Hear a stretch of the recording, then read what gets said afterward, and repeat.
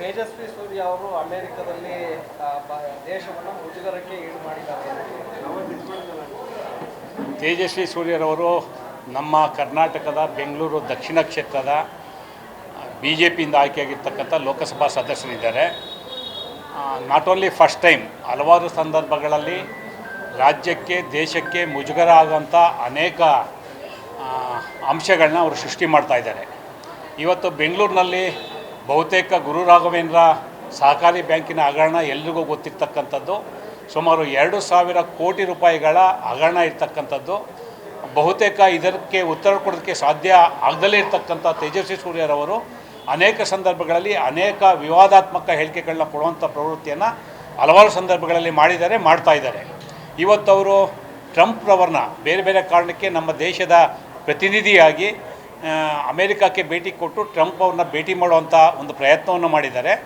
ನಮಗಿರ್ತಕ್ಕಂಥ ಮಾಹಿತಿ ಪ್ರಕಾರ ಅವರು ಅಧಿಕೃತವಾಗಿ ಟ್ರಂಪ್ರವ್ರನ್ನ ಭೇಟಿ ಮಾಡೋದಕ್ಕೆ ಯಾವುದೇ ಪೂರ್ವ ಕಾರ್ಯಕ್ರಮ ನಿಗದಿ ಇಲ್ಲದೇ ಇದ್ದರೂ ಸಹ ಪ್ರಧಾನಮಂತ್ರಿಗಳ ಕಾರ್ಯಾಲಯದ ಮತ್ತು ಪ್ರಧಾನಮಂತ್ರಿಗಳ ಹೆಸರನ್ನು ದುರುಪಯೋಗ ಮಾಡಿಕೊಂಡು ನನಗೆ ಪ್ರಧಾನಮಂತ್ರಿಗಳಿಂದ ಒಂದು ಆದೇಶ ಬಂದಿದೆ ಅನ್ನೋ ಮಾತನ್ನು ಹೇಳೋದ್ರ ಮೂಲಕ ಟ್ರಂಪ್ ಅವ್ರನ್ನ ಭೇಟಿ ಮಾಡೋದ ಪ್ರಯತ್ನವನ್ನು ಮಾಡಿದ್ರು.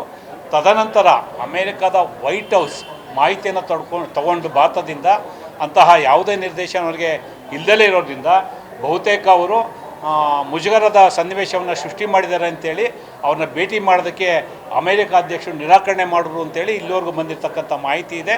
ಬಹುತೇಕ ಇದರಿಂದ ನಾಟ್ ಓನ್ಲಿ ಇಂಡಿಯಾ, ಕರ್ನಾಟಕದ ಒಂದು ಗೌರವವನ್ನು ಚ್ಯುತಿ ತರುವಂಥ ಕೆಲಸವನ್ನು ತೇಜಸ್ವಿ ಸೂರ್ಯರವರು ಮಾಡಿದ್ದಾರೆ.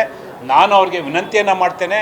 ಅನೇಕ ಸಂದರ್ಭಗಳಲ್ಲಿ ಅವರು ಮೌಲ್ಯಗಳ ಬಗ್ಗೆ ಮಾತಾಡ್ತಾರೆ, ಅನೇಕ ನೈತಿಕತೆಯ ವಿಷಯಗಳನ್ನ ಎತ್ತುತ್ತಾರೆ. ಅವರಿಗೆ ನಿಜಕ್ಕೂ ನೈತಿಕತೆ ಇದ್ದರೆ, ಮೌಲ್ಯಗಳ ಬಗ್ಗೆ ನಂಬಿಕೆ ಇದ್ದರೆ ಅವರು ಏನಕ್ಕೆ ಟ್ರಂಪ್ ಅವ್ರನ್ನ ಸುಳ್ಳು ಮಾಹಿತಿ ಕೊಟ್ಟು ಭೇಟಿ ಮಾಡುವಂಥ ಪ್ರಯತ್ನ ಮಾಡಿದ್ರು ಅನ್ನೋಂತಹ ಸತ್ಯವನ್ನು ಜನರ ಮುಂದೆ ಹೇಳಬೇಕು. ಅದರ ಜೊತೆಗೆ ಈ ದೇಶದ ಕರ್ನಾಟಕದ ವಿಶೇಷವಾಗಿ ಬೆಂಗಳೂರು ದಕ್ಷಿಣ ಲೋಕಸಭಾ ಕ್ಷೇತ್ರದ ಮತದಾರರ ಕ್ಷಮೆಯನ್ನು ಕೇಳಬೇಕಂತೇಳಿ ನಾನು ಕಾಂಗ್ರೆಸ್ ಪಕ್ಷದ ಪರವಾಗಿ ಸನ್ಮಾನ್ಯ ತೇಜಸ್ವಿ ಸೂರ್ಯರವರಿಗೆ ಒತ್ತಾಯವನ್ನು ಮಾಡ್ತೇನೆ.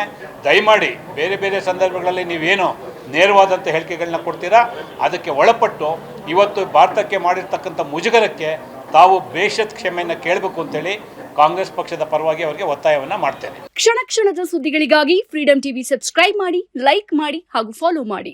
ಹೊಸ ಸುದ್ದಿಗಳ ನೋಟಿಫಿಕೇಶನ್ಗಾಗಿ ಬೆಲ್ ಐಕಾನ್ ಮೇಲೆ ಕ್ಲಿಕ್ ಮಾಡಿ.